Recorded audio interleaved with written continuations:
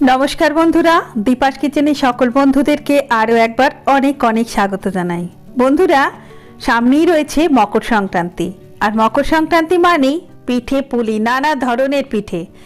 একঘেয়ে পিঠে আমরা তো প্রত্যেকেই বানিয়েও থাকি, খেয়েও থাকি, কিন্তু দেখুন আজকে আমি নিয়ে এসেছি একেবারে ইউনিক স্বাদের একটা পিঠে রেসিপি।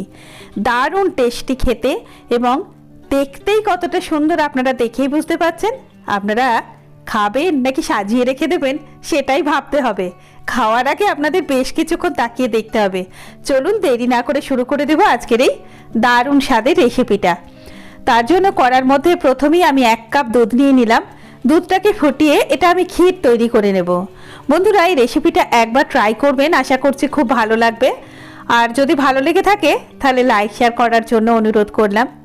তারপরে দুধটা অর্ধেকটা হয়ে যাওয়ার পরে আমি এখানে মিল্ক পাউডার অ্যাড করে দেবো। যে কোনো রকম দুধই আপনারা নিতে পারেন। আমি এখানে প্যাকেটের যে দুধগুলো সেগুলোই নিয়েছি, যেগুলো একটু বেশি গাঢ়ই থাকে দুধটা, তাই সেই দুধটা আমি নিয়েছি, তাই খুব বেশি ফোটাতে হবে না। তারপরে আমি 2 চামচ চিনি দিয়ে দিলাম আর একটু প্যাকেটের দুধটা দিয়ে দিলাম, যাতে তাড়াতাড়ি ক্ষীরটা তৈরি হয়ে যায়।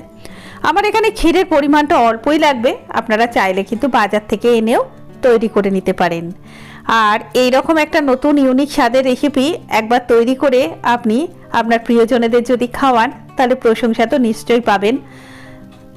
ক্ষীরটাকে আমি একটু ঠান্ডা করে নেব, আর শক্ত করব না, কারণ আরও একটু শক্ত হবে। ক্ষীরটা কিন্তু একটু শক্ত শক্তই করে নিতে হবে। এটা ঠান্ডা হতে হতে আমি অন্যদিকে আর একটা পাত্রের মধ্যে বসিয়ে দেবো। আমি আবারও দুধ দিয়ে দিলাম এখানে 1 কাপ। আর এখানে 1 কাপ দুধের মধ্যে আমি সবার প্রথমে দিয়ে দিই, আর দুধটা ফুটতে ফুটতে আমি এখানে একটা পেস্ট তৈরি করে নেবো আগে। তার মধ্যে দিয়ে দিলাম কাজু আর নারকোল। আর নারকোলটা আমি যে কালো যে অংশটা সেটাকে ছাড়িয়ে নিয়েছি, আর এটা আপনারা কুড়েও দিতে পারেন, তবে কালো অংশটা বাদ দিয়ে করবেন। এটাকে ছাড়িয়ে নিয়ে এটাকে 1 চামচ 2 চামচ জল দিয়ে ভালো করে এটাকে পেস্ট করে নিতে হবে। আর দুধটা এদিকে ফুটে গেছে। এবার ফুটে যাওয়ার পরে এর মধ্যে দিয়ে দিলাম 1 চামচ ঘি। ঘিটা দিয়ে একটু স্যাফরন দিয়ে দিলাম ফ্লেভারটার জন্য, আর দিয়ে দেবো 2টো এলাচ, এটা আমি ফাটিয়ে নিয়ে দিলাম। চাইলে কিন্তু আপনারা এলাচটাকে পাউডার করেও দিতে পারেন, আর এলাচটা পরে তুলে দিলেই বেশি ভালো হবে, তাহলে ফ্লেভারটা থাকবে, কিন্তু ওই যে এলাচের যে খোসাটা সেটা থাকবে না, তাহলে আমাদের পিঠেগুলো করার জন্য সুবিধা হবে। সামান্য পরিমাণে নুন দিয়ে দিলাম আমি এখানে। তারপরে ভালো করে এটা যখন ফুটে উঠবে তখন আমি এর মধ্যে দিয়ে দিলাম 1 কাপ চিনি। চিনিটা কম বেশি আপনারা করতে পারেন, যে যেরকম ঝাল খান। তবে এটাতে খুব মিষ্টি হলে ভালো লাগবে না, একটু হালকা মিষ্টি হলেই খেতে ভালো লাগবে। চিনি দেওয়ার পরে যে কাজু আর নারকোলের যে পেস্টটা তৈরি করে রেখেছিলাম সেটা এর মধ্যে দিয়ে দিলাম, ভালো করে মিশিয়ে নিলাম। নারকোলটা কিন্তু আপনারা ফ্রেশ নারকোল আমি দিয়েছি, আপনারা চাইলে যে নারকোল কোরানো যেটা কিনতে পাওয়া যায়, যেটা শুকনো নারকোল করে, সেটাও দিতে পারেন।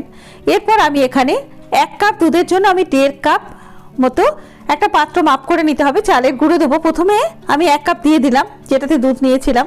এরপরে আমি আর একটা কাপ থেকে অল্প অল্প করে দিতে থাকবো, যতটা লাগবে। হয়তো পুরোটা লাগবে না, একটু থেকে যেতে পারে, আবার লেগে যেতে পারে, সেটা বুঝে আপনাকে দিতে হবে। এর দুধটাতে যতটা হবে সেইভাবেই কিন্তু এটা করতে হবে। ভালো করে এটাকে মিশিয়ে নিতে হবে। মেশানোর পরে যখন এরকম একটা মন্ড মতো তৈরি হয়ে যাবে তখন কিন্তু এটাকে একটা পাত্রের মধ্যে বা প্লেটের মধ্যে তুলে নিতে হবে। আর এর মধ্যে প্লেটের মধ্যে তুলে নিয়ে আমি এখানে কেনা চালের গুঁড়ো ব্যবহার করছি, আপনারা বাড়িতে তৈরি করা চালের গুঁড়োতেও করতে পারেন। তবে এই যে ডোটা তৈরি হয়েছে এটা কিন্তু খুব স্মুথভাবে ডোটাকে তৈরি করে নিতে হবে। আমি এখানে একটা প্লেটের মধ্যে তুলে নেব, আর তারপরে একটু ঠান্ডা হওয়ার জন্য অপেক্ষা করব, কারণ এতটা গরম অবস্থায় এটাকে আমি মাখতে পারবো না। একটু যখন ঠান্ডা হয়ে যাবে, কিন্তু গরম থাকতেই মাখতে হবে। হালকা ঠান্ডা হয়ে যাওয়ার পরে এটাকে বেশ করে আমি মেখে নেব। হাতের মধ্যে একটু ঘি নিয়ে এটাকে মাখলে আরও ভালো হবে। আমি একটু ঘি হাতে নিয়ে নিয়েছিলাম। তারপরে এইভাবে স্মুথভাবে মাখতে হবে, যাতে কোথাও কোনো ফাট না থাকে। মানে পিঠেগুলো তৈরি করার সময় যতটা স্মুথভাবে আপনি এই ডোটা তৈরি করতে পারবেন, পিঠেগুলো কিন্তু ততটাই ভালো হবে। আর এই পিঠেগুলোর নাম আপনারা কি দেবেন একটু আমাকে কমেন্ট করে জানান, কে নাম দেওয়া যায়। আমি এটার একটা নাম ঠিক করেছি, আপনাদের পছন্দ কিনা অবশ্যই করে জানাবেন। সাজের প্রদীপ নামটা কেমন লাগছে শুনতে অবশ্যই করে বলবেন। তারপরে এটা মন্ডটা তৈরি হয়ে গেলে ডোটাকে ঢাকা দিয়ে, এটা ভিজে ন্যাকড়া দিয়ে ঢাকা দিয়ে রেখে দেবো, না হলে শুকিয়ে যেতে পারে। তারপরে একটা একটা করে পিঠে আমি তৈরি করে নেব। সাজের প্রদীপ অথবা সন্ধ্যা প্রদীপ, যার যে নামই ডাকুন না কেন, এটা কিন্তু একটা প্রদীপ। আর পিঠে পিঠে প্রদীপ, এটাকে আমি এইভাবে যেভাবে আমরা বাটি তৈরি করে নেবো, যেভাবে আমরা পিঠের পুর ভরি ঠিক সেইভাবে এটাকে প্রথমে বাটির আকারে তৈরি করে নিতে হবে। আর স্মুথভাবে তৈরি না করলে একটু একটু ফেটে যেতে পারে, এই যে এগুলোকে একটু ফেটে গেলে একটু, আর এর কাজটা কিন্তু একটু ধৈর্য ধরে করতে হবে। ঠিক যেভাবে আমি ভিডিওতে দেখাচ্ছি সেইভাবে করে নেবেন, কোনো শক্ত কাজ নয়, শুধু একটু ধৈর্যের কাজ। আর দেখতে ভালো লাগলে সেই জিনিসটা কিন্তু আমাদের খেতেও ভালো লাগে, তাই না? তারপরে আবারও আমি একই রকমভাবে আরও একটা আমি দেখাচ্ছি আপনাদের সাথে। দেখুন, অবশ্যই মকর সংক্রান্তির দিন এই পিঠে রেসিপিটা আপনারা তৈরি করুন, আর কার কেমন হয়েছে অবশ্যই কমেন্ট করে আমাকে জানাবেন। এইভাবে হাতে তালুতে রেখে এবং এরকম করে একটুখানি মুড়ে দিলেই কিন্তু হয়ে যাবে। প্রদীপ তো আমরা প্রত্যেকেই করতে পারি। ব্যাস একই রকমভাবে সবগুলো সুন্দর করে তৈরি করে নেব। দেখুন কতটা সুন্দরভাবে তৈরি হয়ে গেছে, দেখতে কি ভালো লাগছে না? ব্যাস একই রকমভাবে সবগুলোই কিন্তু আমি তৈরি করে নেব। আর প্রত্যেকটা যখন আপনি তৈরি করবেন আপনাকে একটু নোটিশ করতে হবে যেন লেচিটা খুব ভালো করে স্মুথ হয়ে থাকে, যাতে ফেটে ফেটে না যায়। ফেটে গেলেই কিন্তু আপনার তৈরি করার জন্য একটু ঝামেলা হয়ে যাবে, তখন আপনাকে ওই ফাটা অংশটাকে অনেকবার করে ঠিক করে করতে হবে। তাই তৈরি করার আগে ডোটাকে ভালোভাবে মাখতে হবে। প্রত্যেকটা পিঠে আমি একই রকমভাবে তৈরি করে নিয়েছি। এরপরে চলে যাব পরবর্তী পর্যায়ে। এখানে আমি একটা ফুটো থালা নিয়ে নিয়েছি, এই যে ফুটো ফুটো যে থালাগুলো হয়, বা আপনারা যদি জালি মানে পান যেটা ছাকনার মধ্যেও কিন্তু করতে পারেন, সেটাতেও হবে, বা এই জাতীয় থালা বা বাটি এইরকম জাতীয় জিনিসেই করতে হবে। গ্যাসের মধ্যে জল ফুটতে দিয়ে তার উপর একটা স্ট্যান্ড দিয়ে এটাকে দিয়ে দিয়েছি। তার আগে তেল ভালো করে ব্রাশ করে নিয়েছি।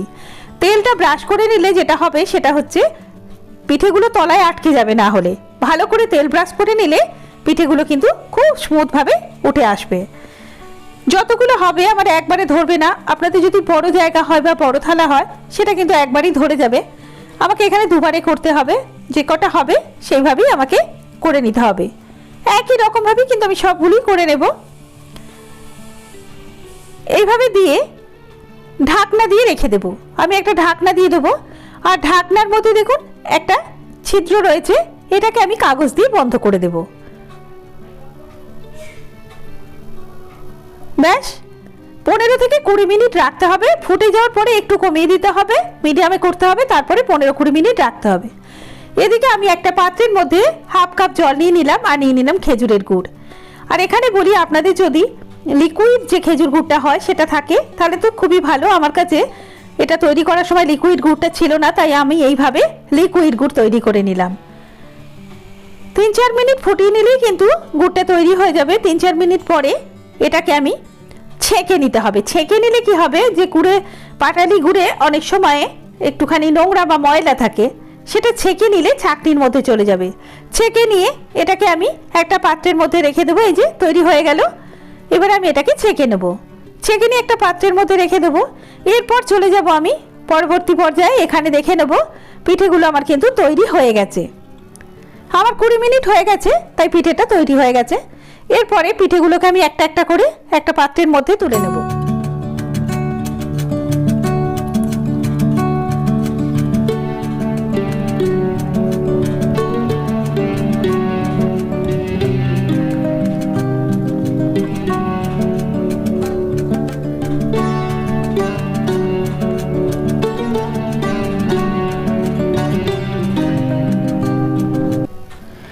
আরও একবার বাকি যে পিঠেগুলো রয়েছে সেগুলো সব আমি একই রকমভাবে দিয়ে এটাকেও তৈরি করে নেব।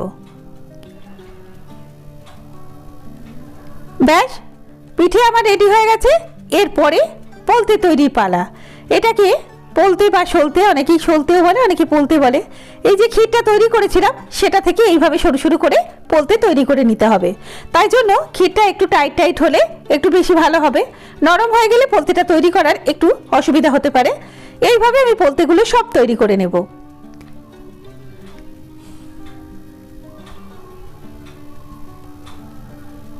সব পোলতেগুলো আমি এরকমভাবে তৈরি করে নেব।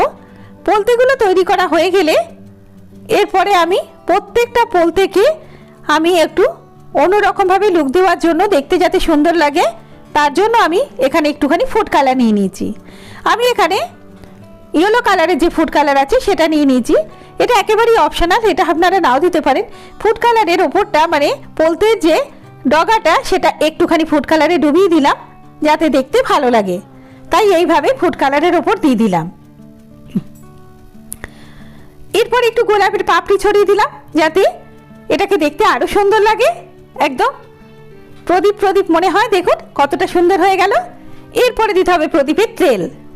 যে খেজুরের গুড়টা আমি তৈরি করে রেখেছি সেটাকে আমি তেলের মতো করে প্রত্যেকটা প্রদীপে চামচ দিয়ে দেব। ব্যাস, পিঠে আমার তৈরি হয়ে গেল। তাহলে দেখুন বন্ধুরা, কত সহজে কত সুন্দর একটা পিঠে, যাকে দেবেন তারই মনটা ভরে যাবে। তাহলে দেরি না করে তৈরি করে ফেলুন। ভালো লাগলে লাইক শেয়ার করার জন্য অনুরোধ করলাম। আর যে সকল বন্ধুরা প্রথমবার আমার ভিডিওটা দেখছো তাদের কাছে অনুরোধ রইল চ্যানেলটা সাবস্ক্রাইব করে নেওয়ার। আর যে সকল বন্ধুরা অলরেডি আমার চ্যানেলটা সাবস্ক্রাইব করে নিয়েছেন তাদেরকে জানাই অসংখ্য অসংখ্য ধন্যবাদ।